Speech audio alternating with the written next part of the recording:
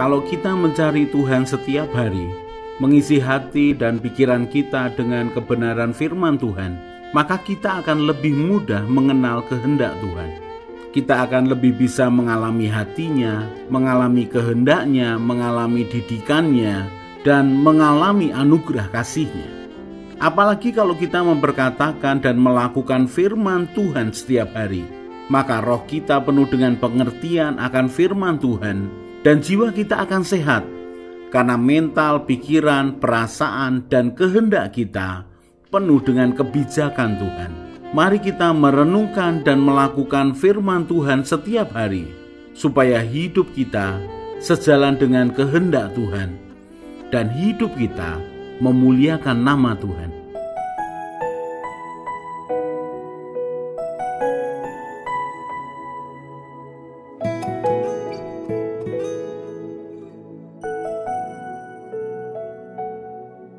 Kau tahu hatiku Tuhan, Kau tahu rinduku Tuhan, Kau tahu harapku, Kau tahu mimpiku di tangan-Mu Tuhan. Dalam segenap jalanku, dalam setiap langkahku, hanya Kau Tuhan yang ku andalkan menghadapi semua. Yesus, Kau anugerah terindah dalam hidupku. Kau sungguh berarti di setiap jalanku. Anugerah-Mu selalu mempesonaku. Yesus, Kau terbaik. Yesus, Kau termanis di dalam hidupku.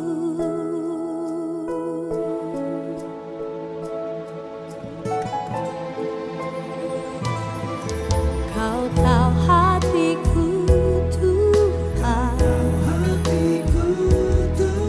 Kau tahu rinduku Tuhan, Kau tahu harapku, Kau tahu mimpiku di tangan-Mu Tuhan. Dalam segenap jalanku, dalam setiap langkahku,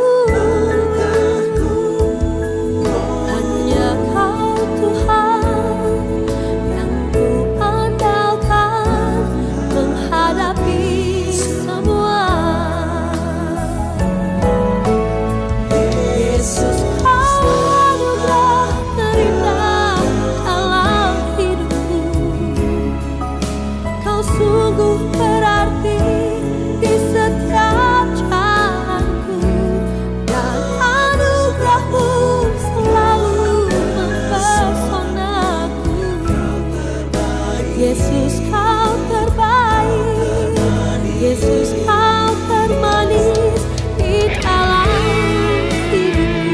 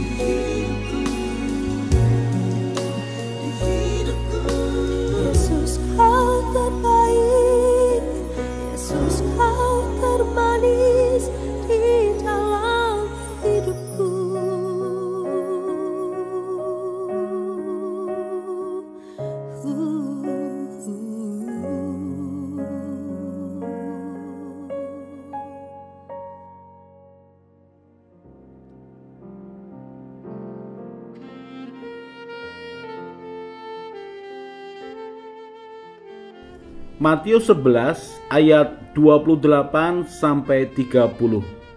Marilah kepadaku semua yang letih lesu dan berbeban berat, aku akan memberi kelegaan kepadamu. Pikulahku yang kupasang dan belajarlah padaku, karena aku lemah lembut dan rendah hati, dan jiwamu akan mendapat ketenangan. Sebab kuk yang kupasang itu enak dan bebanku pun ringan.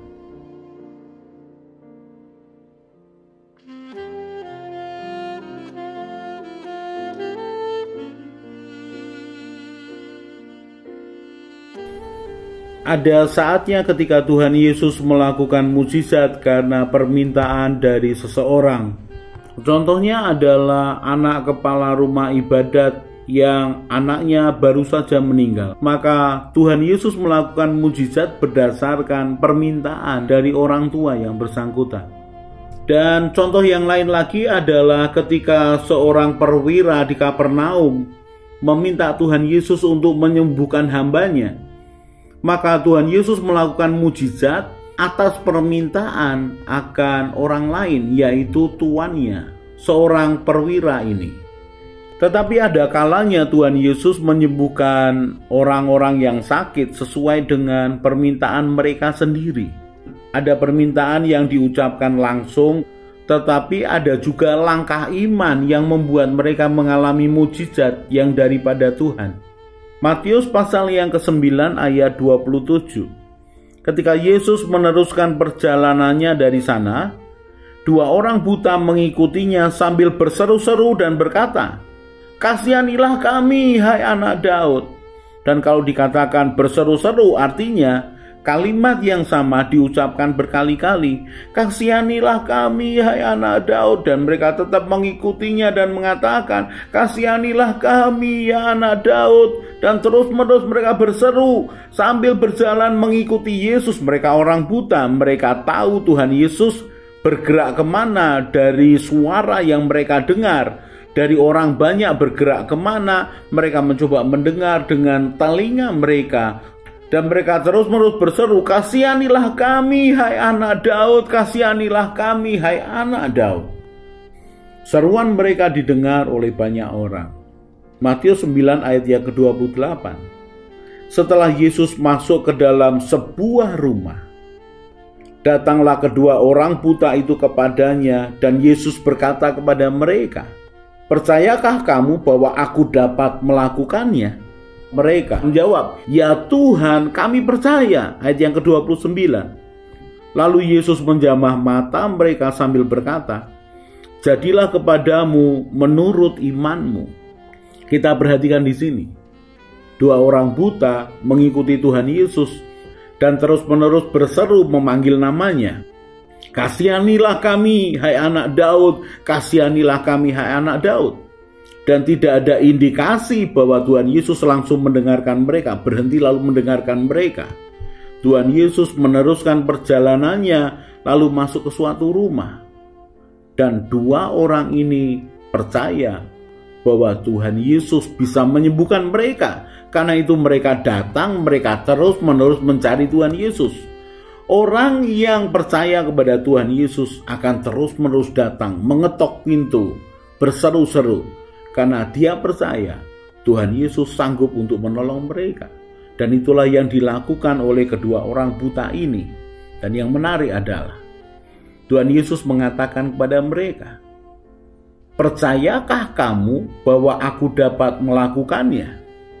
Tuhan Yesus tahu bahwa perbuatan mereka sudah cukup untuk menunjukkan tekad mereka. Mereka berseru-seru kepadanya, "Anak Daud, kasihanilah kami." Kemudian mereka terus mencarinya karena mereka percaya bahwa Tuhan sanggup melakukannya. Tetapi Tuhan ternyata membutuhkan pengakuan sekali lagi. "Percayakah kamu kalau aku dapat melakukannya?" Maka mereka pun segera menjawab, "Ya Tuhan, kami percaya." Lalu Tuhan menjamah mereka dan menyembuhkan mereka. Yang menarik dikatakan, "Jadilah kepadamu sesuai dengan imanmu." Jadilah kepadamu sesuai dengan apa yang engkau percayai ketika engkau datang kepadaku.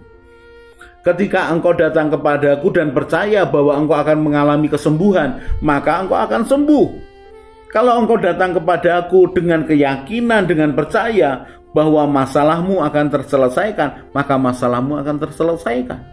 Mari datang kepada Tuhan dengan percaya bahwa Dia sanggup menolong kita, bahwa Dia bisa melakukannya untuk kita. Kali ini kita belajar kalau sebelumnya mujizat dilakukan karena permintaan orang lain, permintaan orang tua, permintaan akan Tuhan atas hambanya. Tetapi kali ini Tuhan Yesus melakukan mujizat atas permintaan yang bersangkutan. Mari kita belajar dari kisah nyata ini, bahwa orang yang membutuhkan Tuhan dan terus-menerus mencari Dia harus datang dengan percaya bahwa Tuhanlah jalan keluar atas permasalahannya. Mari datang kepada Tuhan dengan percaya, bukan dengan marah, bukan dengan curiga, atau dengan tidak percaya. Mari datang kepadanya dengan bulat hati, karena Tuhan Yesus sanggup menolong kita. Jangan datang kepadanya dengan coba-coba, siapa tahu Tuhan menolong. Kalau Tuhan tidak menolong, maka aku akan cari pertolongan di tempat lain. Kalau kita tidak percaya kepada Dia sepenuhnya, maka kita tidak memberikan kesempatan penuh kepada Dia untuk bekerja di dalam hidup kita. Dan ada satu kisah lagi yang menarik, ketika Tuhan Yesus dalam perjalanan untuk menyembuhkan anak kepala rumah ibadat. Di tengah-tengah perjalanannya di mana banyak orang berdesak-desakan, terjadi sesuatu yang luar biasa. Ada seseorang yang sakit pendarahan 12 tahun, yang mendengarkan Tuhan Yesus, yang menginginkan pertolongan daripada Tuhan Yesus. Dia sudah begitu lemah karena sudah terlalu lama sakit, tetapi hatinya, tetapi tekadnya melihat bahwa hanya Tuhan Yesuslah yang bisa menolong dia. Sehingga di tengah-tengah kerumunan, dia mencoba menyentuh Tuhan Yesus. Lukas pasal yang ke-8 ayat yang ke-41. Maka datanglah seorang yang bernama Yairus, ia adalah kepala rumah ibadat. Sambil tersungkur di depan kaki Yesus, ia memohon kepadanya supaya Yesus datang ke rumahnya. Karena anaknya perempuan yang satu-satunya yang berumur kira-kira 12 tahun hampir mati. Dalam perjalanan ke situ, Yesus didesak-desak orang banyak. 43. Adalah seorang perempuan yang sudah 12 tahun menderita pendarahan dan yang tidak berhasil disembuhkan oleh siapapun. Ia maju mendekati Yesus dari belakang dan menjamah jumbai jubahnya. Dan seketika itu juga berhentilah pendarahannya. Lalu kata Yesus, "Siapa yang menjamah aku?" Dan karena tidak ada yang mengakuinya, berkatalah Petrus, "Guru, orang banyak mengerumuni dan mendesak engkau." Artinya, orang banyak itu bersentuhan dengan Tuhan Yesus. Ayat yang ke-46. Tetapi Yesus berkata, "Ada seorang yang menjamah aku sebab aku merasa ada kuasa keluar dari diriku." Ketika perempuan itu melihat bahwa perbuatannya itu ketahuan, ia datang dengan gemetar, tersungkur di depannya dan menceritakan kepada orang banyak apa sebabnya ia menjamah dia dan bahwa ia seketika itu juga menjadi sembuh. Menarik sekali. Dia mendekati Tuhan Yesus dan dia menceritakan bagaimana penderitaannya, bagaimana beban hatinya, bagaimana keinginannya untuk sembuh, kemudian bagaimana dia menerobos akan begitu banyak orang dengan keyakinan, asal aku jamah jumbai jubahnya, asal aku jamah ujung jubahnya, maka aku akan sembuh. Dan iman percaya wanita ini kepada Tuhan Yesus membuat kuasa kesembuhan keluar dari Tuhan Yesus. Dan kemudian orang ini disembuhkan. Lukas 8 ayat 48. Maka katanya kepada perempuan itu, "Hai anakku, imanmu telah menyelamatkan engkau. Pergilah dengan selamat." Sungguh indah sekali. Kita belajar dua peristiwa pada hari ini, yaitu dua orang buta yang datang dengan percaya bahwa mereka akan disembuhkan oleh Tuhan Yesus. Kemanapun dia mendengar Tuhan Yesus, dia mencari Tuhan Yesus. Dan ketika Tuhan mengatakan, percayakah kamu kalau aku dapat melakukannya? Maka mereka segera mengatakan, kami percaya, dan mereka mendapatkan kesembuhan. Dan kisah yang kedua, seorang wanita yang menderita 12 tahun karena sakit pendarahan. Tubuhnya lemas, bahkan harta bendanya habis untuk datang kepada tabib supaya dia disembuhkan. Dan ketika dalam keadaan lemah karena sakit, dia datang kepada Tuhan Yesus dengan percaya. Asal aku jamah jumbai jubahnya, maka aku akan sembuh. Saudaraku, mari datang kepada Tuhan dengan percaya. Mari jangan batasi pekerjaan Tuhan. Mari izinkan Tuhan melakukan akan kehendak-Nya sesuai dengan apa yang kita percayai. Mari datang kepadanya dengan percaya. Mari datang kepada Tuhan dengan segenap hati. Mari datang kepadanya dan dapatkan kesembuhan, dapatkan jawaban dari doa kita.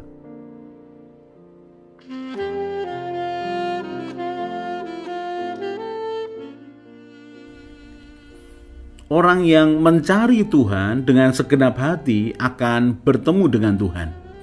Orang yang percaya, berharap, dan mengandalkan Tuhan setiap hari akan seperti pohon yang ditanam di tepi air.